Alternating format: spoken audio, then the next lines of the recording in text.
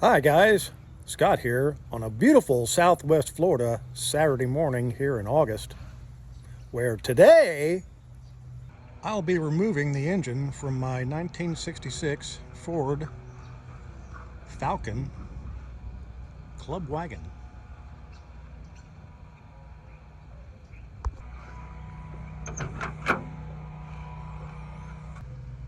This is a 306 cylinder. The previous owner installed basically the same as the 240 that the van originally came with. And they're great motors, torque monsters. And I was content to leave this in here. It fits neatly in the little doghouse between the seats. They get great mileage, and there's millions of them out there, parts readily available. But this one overheats.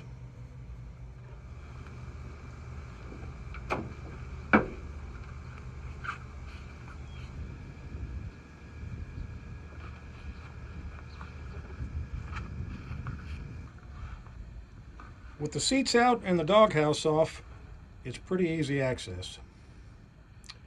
Now I just got to rig up something to pluck it out of here. Back in the early 80s, I had a couple of these old vans, and I always wanted to stuff a 302 in one. Well, now, 40 years later, I'm going to get my wish. Now, I don't have a traditional engine hoist, but I do have this nice davit here that I've rigged up on this trailer, backed up with the base of that pole, and we're hooked up and ready to start pulling. Let's see what happens.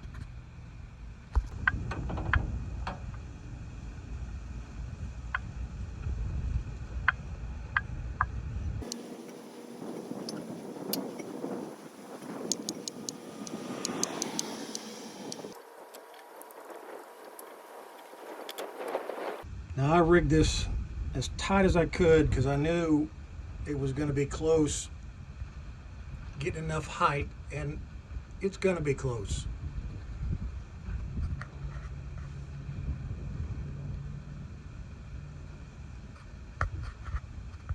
Might have to drag her out. Looks like we got just enough to squeak on out of here. One thing that I hadn't considered when I designed this contraption was the door's not wide enough to swing it out, so I got to roll the van.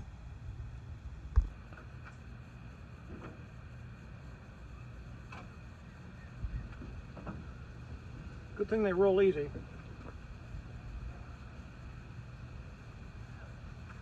Kind of reminds me of the good old days, running out of gas and stuff, or just having a dead battery and push starting it.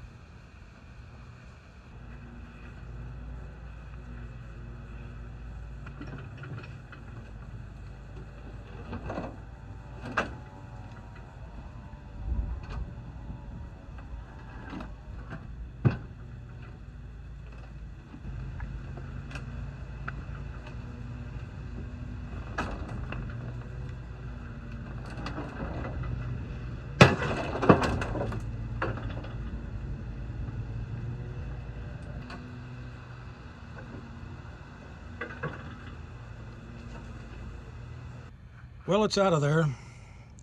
Didn't quite go the way I wanted it to, but I knew once I swung it out to the side where it wasn't backed up by the strap to the pole, wasn't going to have that support, and I thought my bracket under there was going to be enough to hold it, but one of the bolts popped because the trailer started to roll, and I was actually planning to hook a car to this hitch to keep that from happening. I just didn't think it was going to go. Well, I guessed wrong. So anyway, new plan for installing the new motor. I'm gonna back the van up and just slide it in the door Then once it's in there, I'll get the hoist set up and set it in place.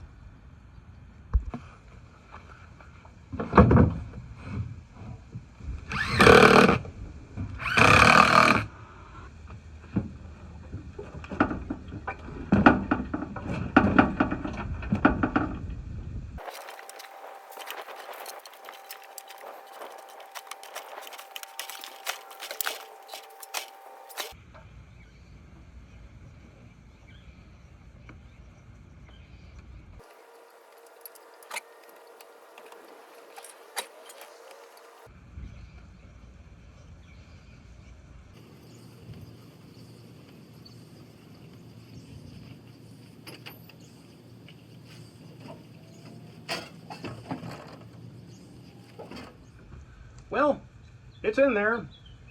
Actually, just bolted up to the transmission and sitting on top of the old cross member, which I'm about to remove. So it's going to go down a few inches here in the front. But all the hard work with the hoisting and all that's over, and I can do the rest of it with jacks and stands. But now the real work begins: fabricating a cross member, putting together exhaust, you know, hooking everything up. And I am going to have to cut out some sections of the floor on both sides of the motor to provide more clearance and for cooling air to go around, and then build some boxes, additional boxes on the side of the doghouse. So it's getting there.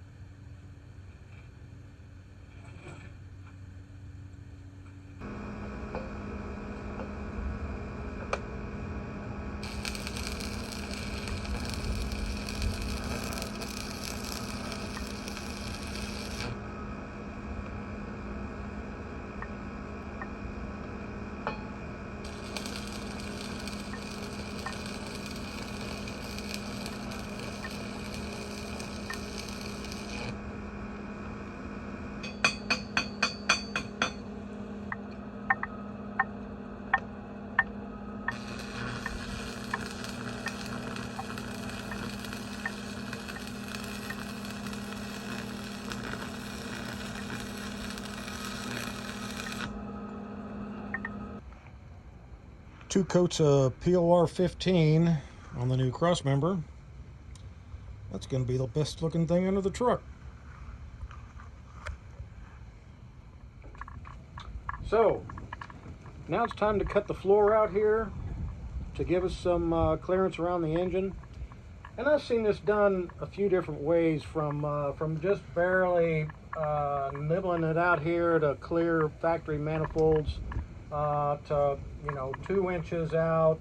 But in my opinion, if you're going to go to the trouble to build a box, you might as well take it all the way out to the frame rail, take it all the way up to the radiator, so you've got clearance, plenty of clearance around the engine, and for extra accessories, AC pump and all that. And then make the top of the box the support for the seat track. And now I will incise.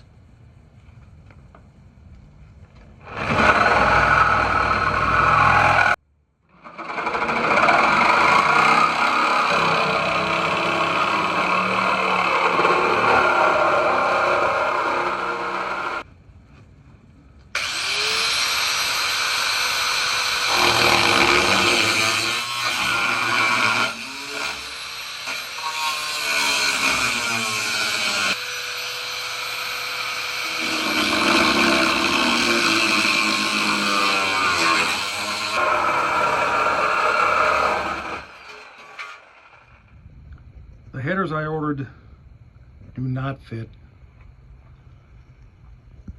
runs right into the starter. And I could probably make them work with a mini starter, but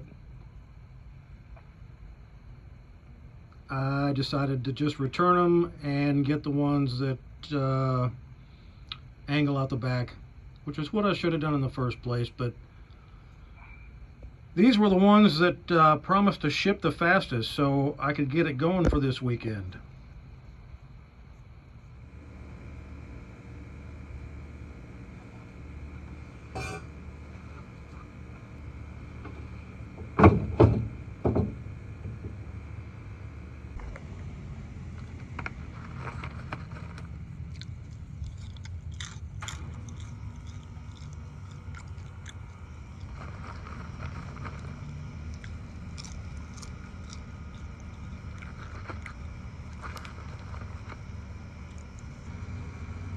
Well, we're all bolted down now on the new cross member, and you know, engine height and driveline angle is somewhat open to interpretation.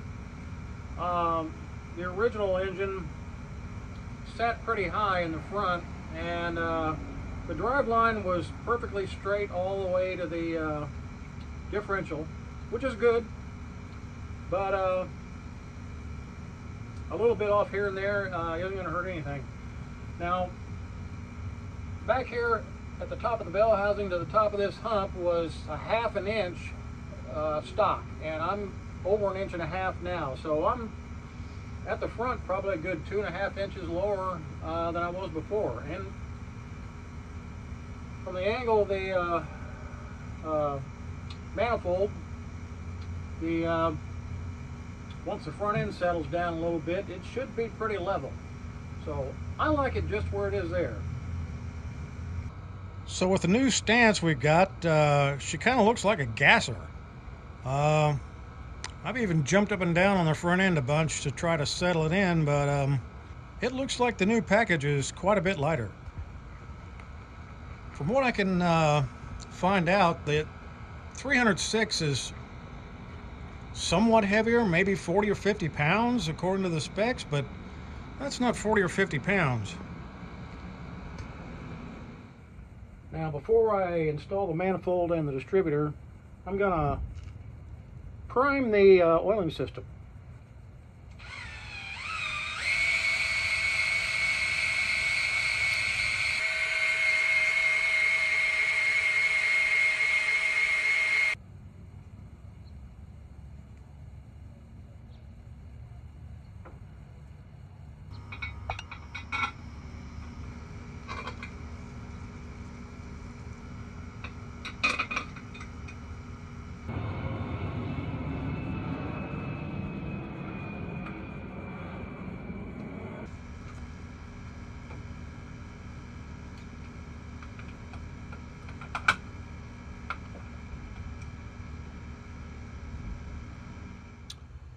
This alternator, the G3, great alternator. I just kind of timped up for now with some aluminum brackets just to get it going here, because it's really the only thing I need right now.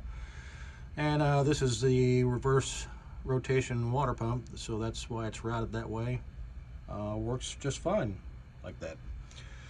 And later on, when I figure out everything I want to run off the engine, I'll just have to fabricate brackets if I can't find some that'll fit in the space. But having the box continue out into this area is going to open up a lot more possibility on both sides of the motor.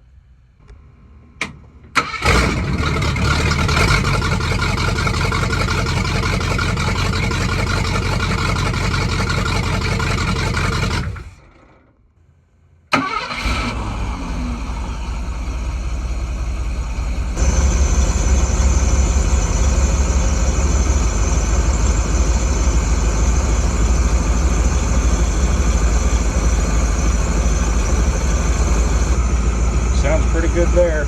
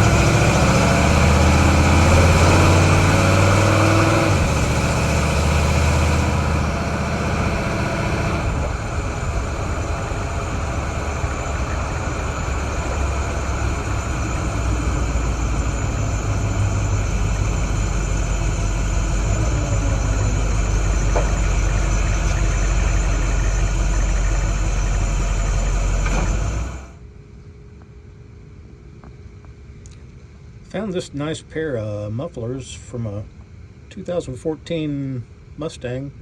Just got them temped up here now to see how they sound. The tips look pretty cool coming out there, but I really want to mount them in the back and get some over axle pipes. You know, I really wanted to like that Big 6, but there's just nothing like the look, the feel, and the sound of Ford V8.